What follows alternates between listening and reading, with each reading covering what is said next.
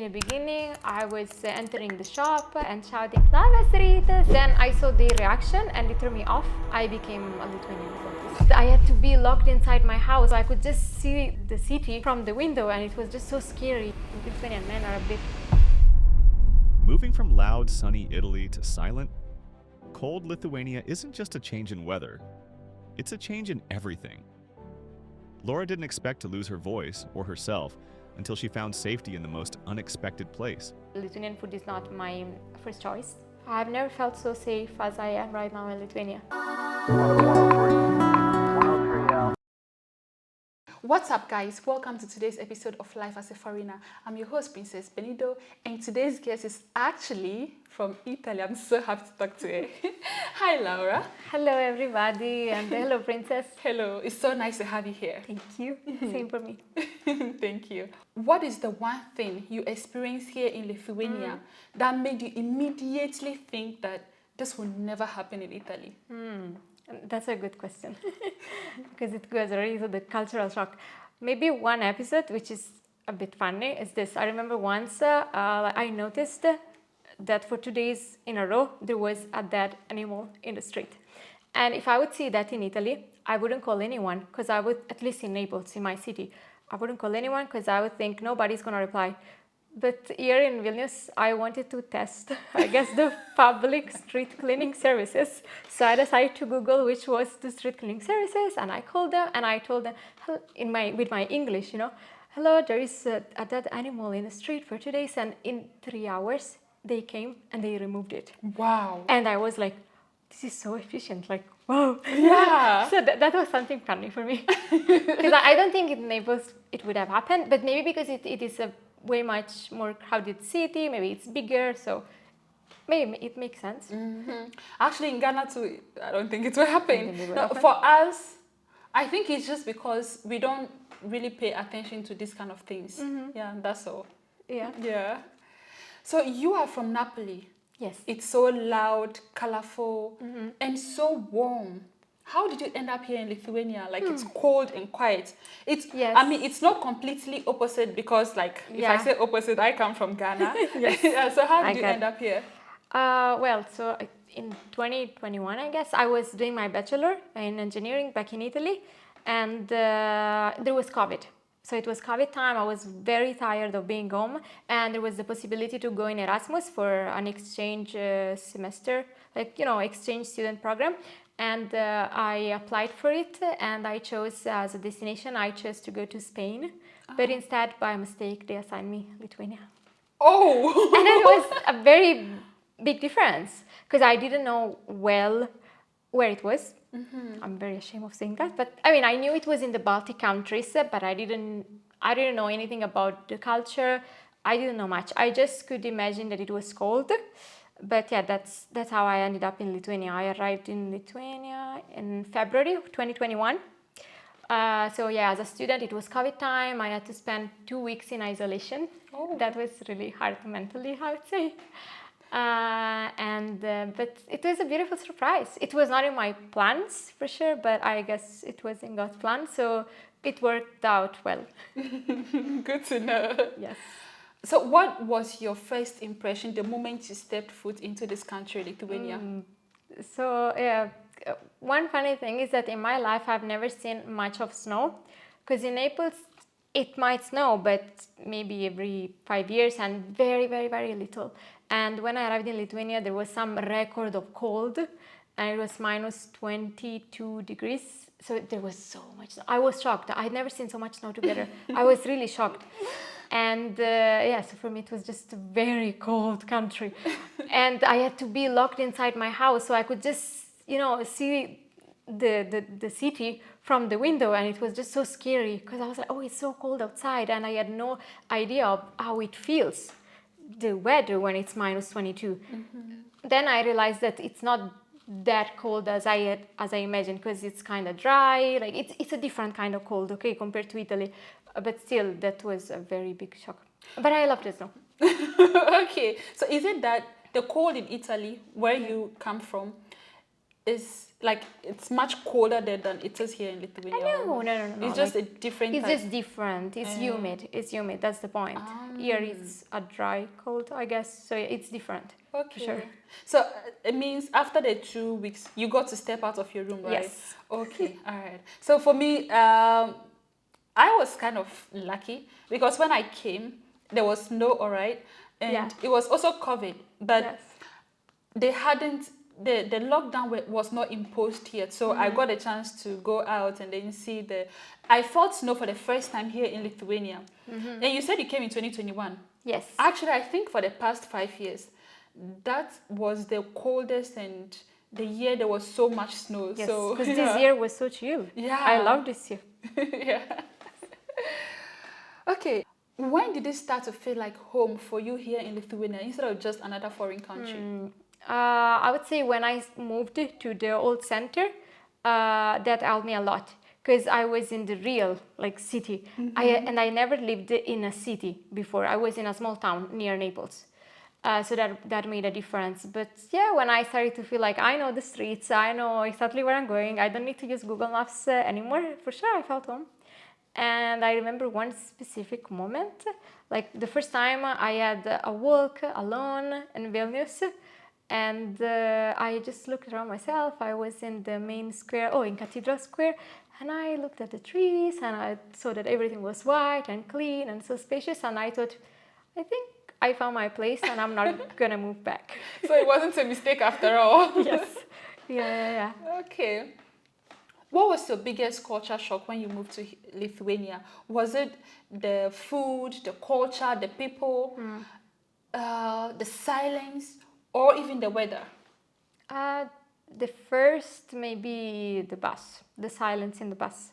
If you take a bus in my city, so yeah, I'm not speaking for all Italy because cities in Italy are very different, and Naples is south, so it's very different from north. But if you take a bus or train in Naples, you can hear people talking at the phone loud. You can hear stories of their families, arguments that they are having with their spouse or whatever. And this was not happening in Vilnius. So after work, for me, it was normal that I would get in a bus and I would call my mom, and I would speak kind of loud. And people were looking at me, and at the beginning, I was not understanding why. So that was one cultural shock, and maybe another one was the neighbors.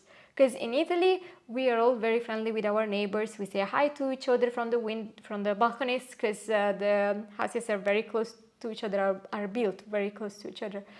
And instead in Lithuania, I remember the first time I had a birthday party, and I went knocking at my neighbor's door to offer her some tiramisu that I made, just to tell her, sorry that yesterday we were a bit loud during the birthday party. I wanted to offer you this tiramisu. I made it for you. And she just looked at me and she said, "Ne achu." And she closed the door. No. And I was like, oh no, but I made the tiramisu. Well, I had a lot of tiramisu. But yeah, those were my neighbors. And I remember that for a long time, I was curious to know who lives in this building. So I would, every time I would hear someone opening their door, I would get to the stairs and walk to, because I wanted to meet my neighbors, to see if it was families, if it was old people. And instead, they would do exactly the opposite. Every time they would hear my steps, they would just hide and go back into their flats. And that was bothering me so much. Like at some point, once I knocked at a neighbor just to ask her some question about the building, but I truly wanted to know who lives here. I was so curious. And yeah, it was difficult to engage with them. I never managed to get friends with a neighbor. Oh. Yes. Oh, bad for you. Actually, some neighbors are friendly in a way. For me, yes, the apartments I lived alone, I didn't get to be friends with my neighbors.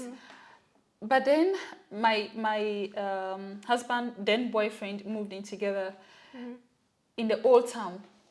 We had a crazy neighbor. So she didn't want to be friends with us, but she was always knocking at our door to tell us, you are making noise, you are doing this, you are doing that, could you keep it cool?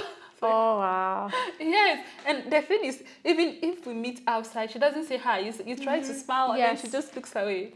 So yeah, I feel you. That's why I said what a weird girl, because Yeah. in that kind of situation, I just feel like if I'm trying to be so nice, if I'm trying to smile, they may think I'm weird. So okay, let me just keep it to myself. So yeah. But I had a very positive experience in the first place where I lived, because it was like an Airbnb with many different bedrooms, and the landlady was living downstairs, and she was super friendly. It was COVID time, so we had nowhere to go, and we had this big garden downstairs, and I remember we kind of got friends.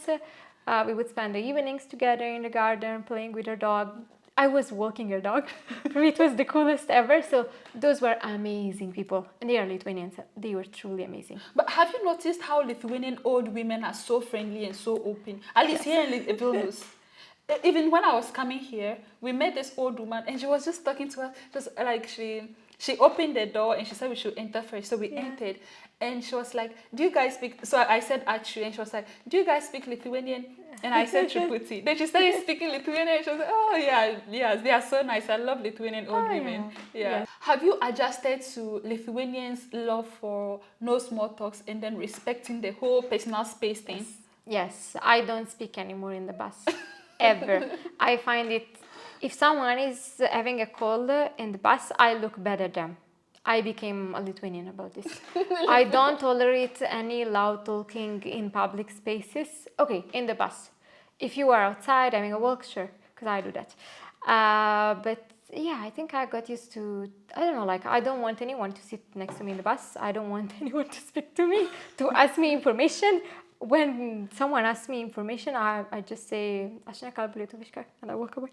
Even though you say it in Lithuanian. Yes, because at the beginning it was not like this, but I believe that I got used to it. In the beginning, I was entering the shop and shouting, Labas, rytas, and whatever I needed, I was like, Kur yra druska?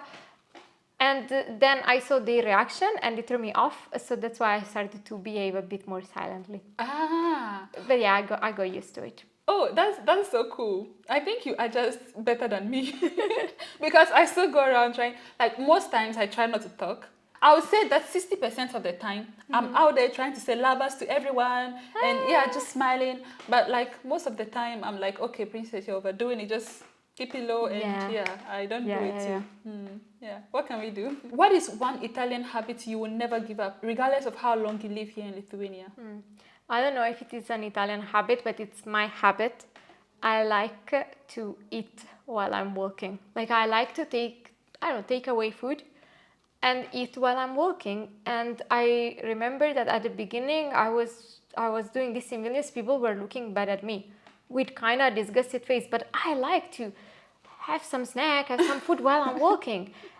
And singing while I'm walking, to me it's very normal. Not for my neighbors, but for some strangers to see me in the street too, when I come back home from work in the night, for them it's weird.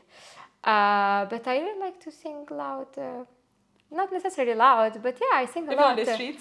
Yeah, if I'm walking alone with my headphones, I need to relax somehow. How do I relax? After work, I sing. Yeah. And they look weird at me a bit. But it's okay. That's something, maybe, yeah. Okay. Yeah. So my husband and I were in Sardinia for vacation. Yeah. And oh my God, the city is so vibrant. I love it. And the culture, it's so amazing. Like most of the time the buses were late. Yes. Yes. Always. Yes, late. And then when we finally get to sit into this bus, the driver will while driving and carrying passengers, he will stop and then start chatting with his neighbors. He'll be like, hey, I said, ¿Cómo está, right? Yes. Yeah, ¿Cómo está? And then they'll be Yes. talking. And after he finished chatting, everybody was so normal. Like, they didn't find it offensive that he was doing that. And then he would just move on, like nothing happened. Yes. Yeah. And like you on the streets, people were so loud and it was just so joyful, yeah. If two drivers know each other and they are each in their car, if they see the other person in the other car, they would stop. Doesn't matter if there are other cars behind, and they would stop and they would just have a talk from the car window, that's it. And in Napoli, they do this a lot. Okay, it is bothering, because if you are in a rush, if you are late, if you are going somewhere, but at the same time, people like to say hi each other, and they do the most that they can to say hi to each other. So if you're in Italy, if you're an Italian and you have friends and you see someone, you will never see someone and walk away without saying hi and asking how are you and whatever.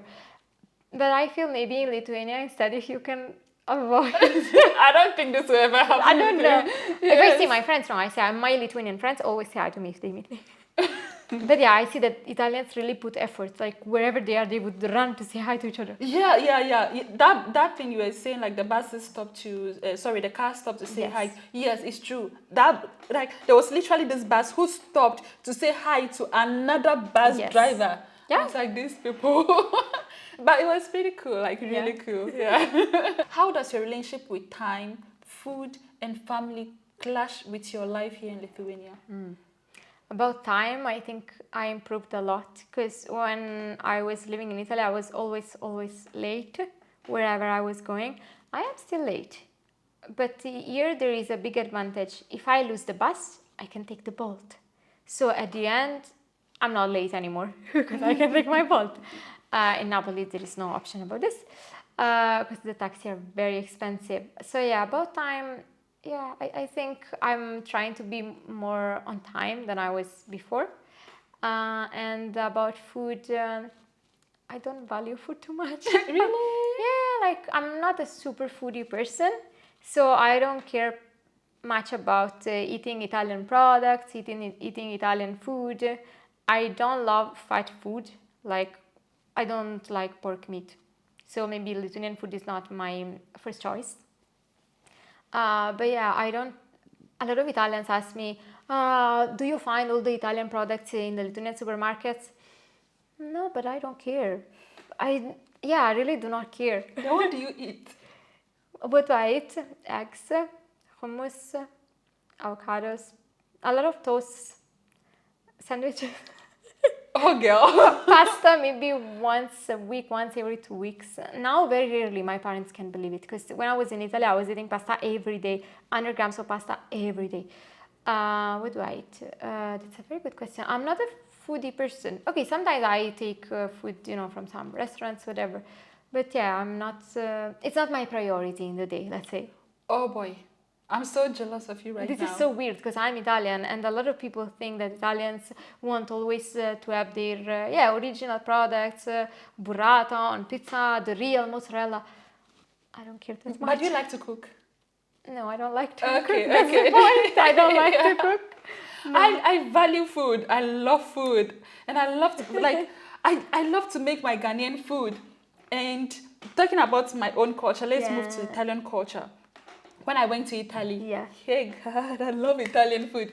It's just so nice. Yes. Yeah, I feel like the whole world, they should give the crown of food, like the best food to Italy. For real, I really like Italian food. Yeah. If you like pasta and pizza, like carbohydrates, then yes. If you don't like carbohydrates, it's a bit. and seafood, not necessarily the way they difficult, make but the yeah, the seafood, seafood. yes. Okay, maybe one thing that I miss about Italy could be the seafood. It is way much more affordable to eat seafood in an Italian restaurant in Italy than in Lithuania, of course. Yeah. Because there it is local products. And I think there are some products which are more affordable in Italy, like veggies, it makes sense, but it's normal. Yeah. But I adjust to it very easily. Yeah, like, because Good for I you. don't care too much. Okay, now let's move to men. Okay. So let's be honest. How are Lithuanian men like compared to Italian men? My experience about this topic is very little. Okay. And I would say, and my experience with Italian men goes until when I was 21 years old. So that's why it's very little. Okay. So I have just very far memories. But I would say for sure that Lithuanian men are a bit slower, less aggressive. To my personal experience, more polite. Like when I was 20 years old and during summer I would go to some party on the beach or to some clubs, very few times. I remember that the Italian way of approaching a girl was to start like physical contact without a request. Really? Yes, but those were 20 years old guys, so maybe an adult man No, would it's be like that in differently. Ghana too. But they do like that, like they just start dancing very close to you without your consent. They don't ask for your consent. And they do they like call, I mean, in Ghana, they do to call. That's catcalling. Nowadays, I believe a bit less. And I believe only very, I don't want to say stupid people, but yeah, it's stupid to if you do catcalling to a woman, it's stupid and unpolite. But yeah, maybe 18 years old boys were a bit stupid, yes. But it's not that common. But instead, Lithuanians, I've seen, I don't know, they are just more polite, sometimes a bit more gentlemen. Italians are very passionate, okay? But sometimes, at least based on my experience, so it's not like, it's not a real, sometimes they use the passion to transform it into cheating. So with that excuse that they are very passionate, very physical, very talkative, then they end up cheating on you or hiding things. And I've seen that a bit less in Lithuania. So yeah, this is something. And I remember, for example, once a Lithuanian guy wanted to start a conversation with me or was just interested. He asked me, "Hello, could I dance with you?" Oh. I don't think an Italian ever asked me that. Not in such a way, And I was like, "Oh, thank you, but no." But I truly appreciate that he was very polite, and he asked for my consent, which is the real. Like it has to happen like this. They should ask for your consent. But yeah, this is something. Yeah. But why did you say no? He was so gentle. Oh, I was not interested. I was not looking for someone. Yeah. He just wanted to dance. I didn't want to dance, maybe. I was not in the mood of dancing. But I still remember, I have a very beautiful memory of this moment. That's the point. Kindness. Yeah, that's interesting. Yeah. Will you say dating here is more serious or reserved compared to Italy? Or like even do you have any awkward, I started dancing one. Do you have any awkward or funny dating moments here in Lithuania? I think it could be a bit more reserved here because, it depends on the guy. If the guy is very friendly and has a big community around him, then it will not be that much reserved. But at least what I've seen is that maybe I would start the only Lithuanian guy I was seeing, he didn't have many friends. So that's why our relationship was kept very reserved, not many friends. So there was no one to introduce me to. And instead with Italians, maybe some of them like to have these big groups of male friends that they go out with, and there will be a moment when they will introduce you to them and get their opinions, I guess. And funny, awkward moment. I remember the Lithuanian guy I was seeing in 2021. So very long time ago. Once when I picked up a call from my mom, when I hung up the phone after speaking with my mom, he looked at me and he said, "Laura, why do you speak with your mom so often? Oh. You speak with your mom every day. There is not one day that you do not speak with your mom. And when you speak with your mom, you are loud. And it is long calls." And so he looked at me and he was asking me, "Why? Why do you need this? But why is it Are you not adult enough?" And to me, it's not about not being adult enough. To me, it's about the fact that my family lives far away and I want to cultivate relationships with my parents. I get mad if my mom doesn't reply to my calls. Yeah. But maybe for him, maybe he didn't have the same relationship with his parents. Maybe for him, it was very unusual to see a woman speaking with her mom every day. But I like to speak with my mom. To me, it's normal. We have a big value of family. So family is a great value for us. So for me, it's something that I would never cut from my life. And being loud, if I speak in English, I speak with a tone of voice. If I speak in Italian, I will speak with a higher tone of voice. Especially if I speak in a bit of Neapolitan dialect with my mom. Of course, my voice is going to change. So, yeah, that was something. And he was very shocked. Yeah, I am shocked. Talking about loud voices, I mean, I'm Ghanaian. I always I have a friend, a Ghanaian friend, my sister and myself. Whenever we meet, it's like we are fighting. Because even though we are having a normal conversation, but it's like, and we are always shouting, yes, but we like it. And talking about him asking if you are still a child because you speak to your mom often, well, I feel like maybe it's just him. Or maybe my husband is different because my husband is Lithuanian. And he actually encourages me to talk to my family. Because, I mean, he knows that, he knows I'm here alone in Lithuania. So most times, it's not everything. Sometimes you just need your family support or like your family's opinion about something. So like, even if I've not spoken to for me, it's my father. I speak to my father more than my mother. Yeah. So if I've not spoken to him in a long time, he asks, oh, why haven't you heard from your father? Have you fought with him or something? And besides, when I was here, even though I was with him, but I'm mostly used to being around my family. And I really wanted to bring my sister here so bad to come, to come and live here with me. I was trying so hard to convince her to come. And like he played a big role. Like he was also mostly talking to my sister, trying to find the ways to come. So talking about this thing, I think maybe it's the guy you met, the Lithuanian guy you met. Because like most things are just based on the person, but not like just their country. Yes. Yeah. So like you said before, maybe he doesn't have a good relationship, or maybe he doesn't have that kind of relationship with his family. So maybe, that's it. Have you ever felt misunderstood romantically because of your cultural background? I think I misunderstood others romantically because maybe I expected more attention, more words in order to feel loved. So as an Italian, or maybe just as Laura, myself, I speak a lot. And I express my feelings a lot. And I express them by words. And I wanted the same from the other person.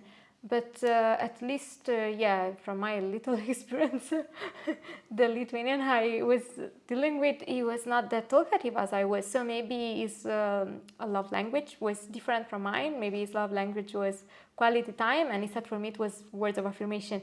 So I don't know how much it's cultural, but for sure, I expected someone who is interested to me or who loves me to express it more with their words. So that's something. Then maybe you're not alone because I also feel this way. And even up to date, my husband doesn't talk too much. And I'm mostly like, I feel this way. I want you to talk more. I want you to tell me, like, in Ghana, we believe that women, women fall in love with their ears. And I don't think it's just in Ghana, because there was a Kenyan girl also who came on this podcast and she said the same thing. Yeah. So when I'm with my husband, I want him to constantly say, I love you. Yes. Yeah, we'll be together forever. Like, even if you were a cat, I still love you. Yes, I'm the kind of person who asks these kind of questions. I ask a lot of these questions. I know it's stupid, but still, I like it. Yes. Yeah. And instead, sometimes men, maybe not necessarily Lithuanian, maybe men in general, I don't know, would just reply with yes, no. But Italians, man, they also speak a lot. Like, they make you fall in love with them with words. A lot of times, they are not honest, okay? They sugarcoat everything. They will say fake things just to make you feel like, but I don't think Lithuanians do this much. So Lithuanians are very honest. At least most of them are very honest people. Yes. Yeah, and in Ghana it's like that. A Lithuanian never read poetry for me. Oh. Arabs read poetry for me. That's a big difference, you know? Yeah. Italians... Italians also, like, I had an experience when an Italian wrote for me a letter or a small poem. Yeah, Lithuanian never read for me poetry. And I don't know why because, like, I mean, I am married now, but I'm still very young. So most of the time, I still want to feel the butterflies. So I expect my husband to do it, and he's not doing it. If he's not doing it, I'm like, you have to do it, and then he does it and he jokes about it, but I expect him to be serious, but then he just jokes about it because he wants to make me happy. Yeah. But in Ghana, we are used to these things. Yes. We see it, and then we even see it from our parents. Like, even though they are old, but they still do it, and like, oh my wife, today you look so beautiful. You're the most beautiful woman in the world, but we all know it's not true. Yes. But one thing that Lithuanians are better at, they are very good at gifting flowers. They are very often like carrying flowers. I love that. Maybe Lithuanians have other ways of being present. Maybe they are present in a very concrete words. And to be honest, if the words that I would receive from an Italian are not 100% real, like true, then I would prefer a Lithuanian who is true with his actions. Yeah. So I appreciate that. Yeah, like they say, actions speak louder than words. Yes. And the flowers, and I don't really value flowers.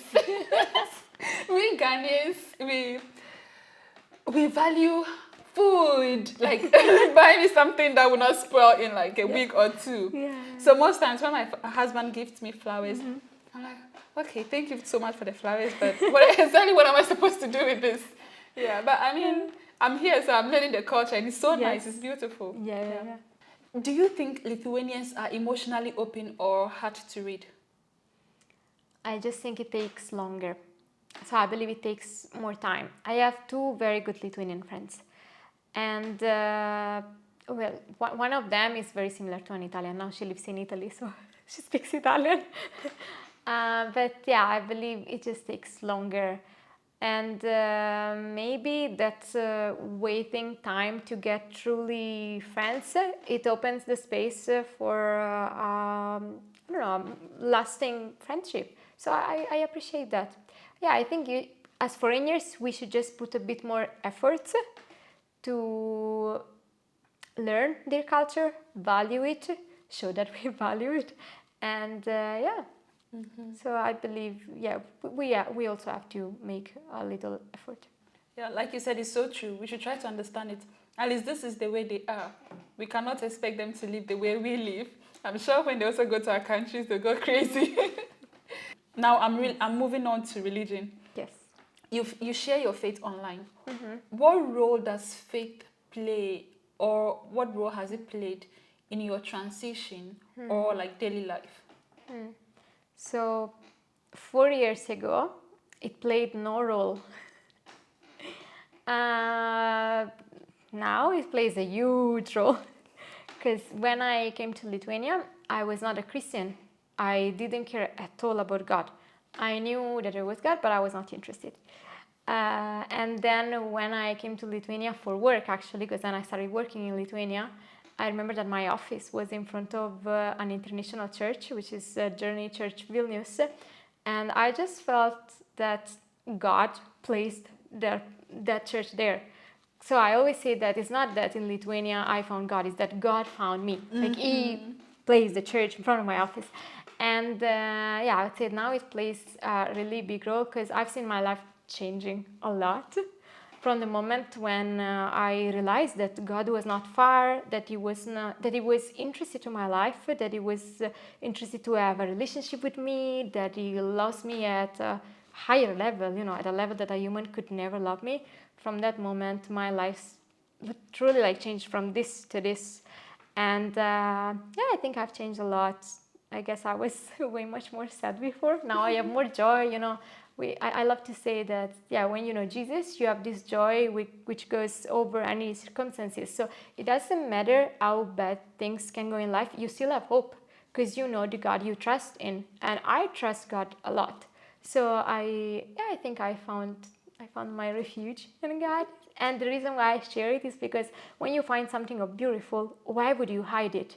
I mean, if you're a good person, if you're not selfish, then why would you hide it? So because I found so much joy and peace in Jesus, I'm like, why should I hide it? Yeah. And I think I try to share it very respectfully with others because I believe that everybody should give a chance to God. Doesn't matter how many things in your life you tried. If you never found true joy with other things, try God. It's very easy. He's always open. He always has open arms. That doesn't matter which is your condition. So yeah. That's deep. Yeah, I know. But who introduced you to Christianity in the first place? Oh, well, my parents believe in God, so my parents are Christians. But yeah, I rejected faith and most of their teachings for, yeah, until I was 22 years old. So when I arrived in Lithuania, I just went to this. After 1 month that I was passing by the church every day and saying, I'm never going to put my feet in there, I'm never going to step in there. Then I entered once and I told everybody, like, don't pay attention to me, don't ask me a question, don't question me, I'm not very interested, I'm just checking around. And then God Himself presented, Yeah, I mean, of course, I went to church and there I heard for maybe it was the 1,000th time in my life that I heard this, but I heard that God loves me, and it was the first time that I believed it. And from that moment, my journey started, and for sure the church plays a big role in it, because you find people who can help you navigate your faith, who become your friends and who become your family. So, yeah. Do you feel like being a foreigner has deepened your spirituality, or it just made it a bit harder? I would say, I mean, wherever you are in the world, if you believe in God, you believe in God. But the fact that I was in Lithuania helped me, because I was not in a place where there were all my relatives who could look at me. And yeah, I think I was scared of people's eyes. So I loved that year in Vilnius. I entered the church and nobody knew me. So I felt that I could experience God without fearing what other people would think. Not because in Italy they were judging me, but I was very insecure when I was in Italy. So this helped me. And also maybe living in Lithuania as a foreigner made me feel alone in some moments. So I was seeking community, and I found it in a place where people believe in God, and therefore they get a lot of joy and happiness and generosity from God, and this helps them being more open and friendly to others. So, yeah. Have you found a community here in Lithuania that shares your values? Yes, the church. Okay. Yeah. So just the church. Yes, yeah, for sure. Because because there I find internationals. So I find foreigners. Most of them are foreigners, and I don't know. Let's say the moment when I miss the most my family during a week is Sunday lunch. To me, before, to be alone on Sunday lunch, it was extremely sad. And now I know that I can go out with my African friends on Sunday lunch after church. Yeah. And they also share my values, like they share my same faith, but they're also foreigners like me. So they... You get to understand each other more. Yes, we understand each other more for sure. I see. So that's my place. When I was a student, there is this church I used to go. At the end of the service, they gave food. And I really loved that. Did they do that in your church also? No. Oh, okay. But we have team night like once a month. All the people who engage in some team of the church, we also bring food to share, and we together. We have one this Sunday. Okay, all right. Do you ever feel more Italian for Lithuania or too Lithuanian when you visit Italy? When I'm here, I am aware that I am an Italian. It's obvious to people, so I know that I will always behave differently from Lithuanian. When I go back to Italy, sometimes I feel a bit this shock, like I forgot how it is to live in Napoli. Like I would go to Napoli and I see the bus late and I get extremely mad because I'm not used to it anymore, because here the public transport is good. Or I go to Napoli and I find out that it's not that easy to go around. I cannot get a cheap taxi, anytime. I cannot be too late in the center, because then I will have no public transport to go back home. And I complain a lot in these moments. And my sister, she lives in Italy. She doesn't complain about this stuff because she's used to it. So I became to Lithuanian in the meaning that I became so used to good, efficient public services that when I go back to Italy, I complain a lot. Yes, I complain a lot. And I don't know, like I walk in the street and I see people very rarely, because I don't want to offend Neapolitans, throwing their cigarette. They smoke and they throw their cigarette, and I look at them and I'm like, oh, they threw their cigarette. How could they do this? Because I just feel in Lithuania people are less used to make the streets dirty. Yeah. So this is something. And so yeah, when I go to Italy, I always react kind of shocked, because it's like if I forgot the place where I lived. But Naples is beautiful. You should go there. It's sunny. It's warm. People are friendly. The food is good. I'm not a foodie person, but when I go to Naples, for me it's about visiting restaurants, not about visiting places. For me, Naples is the perfect place to have a food tour. So I love my city. But yeah, there are little things that I don't like. Has living in Lithuania changed how you see yourself as a woman? I think it has empowered me, because I found out that I kind of made it by myself. Like, I'm alive, okay? I didn't starve myself to that, even though I don't cook well. I have a job and I am able to keep my job even though sometimes I'm late. I never got fired. That's a big success for me. Considering how difficult it is for me to wake up, because I don't hear any alarm. Do you sleep early? No. Okay then. But I don't hear alarms either. My flatmate, she hears all my alarm. She knows the time of all my alarms. I don't hear them.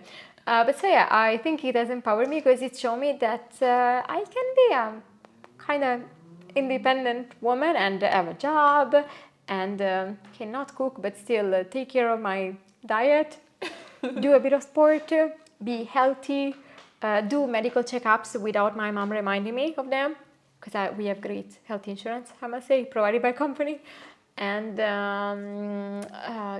get along with friends, put efforts to meet my friends and to serve in the church. So yeah, it has empowered me for sure, because it showed me that I can live alone also. Yeah. Okay. What is the most powerful lesson you've learned about yourself since moving to Lithuania? It's kind of the opposite of the previous, because it is that I need community. Everybody needs community. When I came here, I came with the mindset that I want to be this independent, strong woman who lives by herself and makes everything by herself. At the beginning, I was having a flatmate. Then I moved alone, completely alone, because I thought I want to have my own flat. And I felt extremely lonely. And this taught me something. I need friends and I need a community. Yeah. And it's a good lesson. It doesn't matter how much you want to be independent, you need friends. I remember the moments when I was moving from a flat to another one. Those were the moments when I felt more lonely, because I was ashamed of asking my friends for help. And this is so wrong. So the point is, if you have friends, trust them, ask for help. And those moments of loneliness and of when I felt uncomfortable taught me that we all need community. And I'm happy that by the years this has improved a lot in my life, because the last time I moved from a flat to another one, I didn't have to suffer too much, carry a lot of weight with myself. I just went to church and I said to my African friends, who has a car and can drive me? And some of them rented a van. They rented, not a van, but yeah, like a very big car. So kind. They were renting cars, the cars for me, just to carry all my stuff from a flat to another one, and I have a lot of stuff. Yeah, so they all helped me, and it was really lovely. I think I should pick a thing or two from this, because especially when I was moving from the student house to my first apartment, I moved alone. It was so tiring, like, yeah. I felt alone too. Yes. Yeah. And to date, I feel kind of reluctant to ask for help if it is not from my family or like somebody I'm very close to. Yeah. Yeah.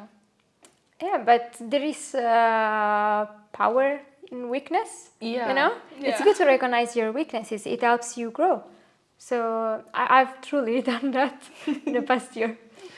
What is the funniest misunderstanding you've had because of language or culture? So my manager is Lithuanian, but he speaks Italian. And at work, very often we speak in Italian, especially if we are speaking about clients and my clients are Italian, then it's easier to speak in my mother tongue. And every time we yeah, we are chatting about some work-related topic. Colleagues around us who do not speak Italian think that we are arguing. So they think that my manager is shouting at me, or that I am shouting at my manager, that one of us is acting disrespectfully, but no one is being disrespectful. We are simply speaking another language, and so that's maybe something of funny, because a lot of colleagues thought that I have a very good relationship, at work, but no, I'm doing fine. We just speak Italian, okay? Okay. What Lithuanian dish shocked you the most, in a good or bad way? Dark bread. Yes. I still remember when I went with my parents to Cat Pedele, traditional Lithuanian restaurant, and my dad eats everything with bread, white bread, Italian bread. We love bread. We always have bread on the table. We don't eat anything without bread. Okay, pasta without bread, but any veggies, bread is needed. And so we went to the restaurant, and there was maybe some veggies, whatever, and my dad asked for bread, and they brought him dark bread. And he was keep looking at it, and he was like, what's this? This is not bread. Because for us, that's to be that ciabatta that you find in Lidl, like the big one. And that's something that I don't like. A lot of times I buy the dark bread by mistake, and I always get so disappointed. I cannot eat it. I really do not like it. There are many other Lithuanian dishes which I like, but the dark bread, no, I can't. Which one of them do you like the most? Oh, about the dishes. I like salty borshai, but I think I'm a bit intolerant to the sour cream. Okay. Are you lactose intolerant? No, I'm not. I'm sensitive. Okay. Let me think. I like potato pancakes with salmon. I don't think it's Lithuanian tradition, but they have it in Cat Pedele or at Not Bars. So I like potato pancakes with salmon. Oh, I like captaduana. Yes. A Yes, lot. I was waiting for you to mention Yes, that. I like that. But only if there is Cheese? good cheese on top. Because sometimes they just put a bit of... It's not enough. But you can add your own cheese. Like it so. No, so some places do not make it well. Okay. Green London makes a good captaduana. Weird, but true. So these days, I realize that when you go to Rimi, they usually have captaduana. So most times I just buy they put it in this big basket. Oh, and it's also dark bread. Okay, that dark bread, Yeah, I that's like dark it. bread. All the others no. So you don't like the normal, if it is fresh dark bread, you don't like it. But if it is fried and it becomes captaduana, Yes. you like it. Yes, I like it. Okay. Yes. Have you tried seppelline? And let's be honest, would Italians survive it? Because this food is heavy.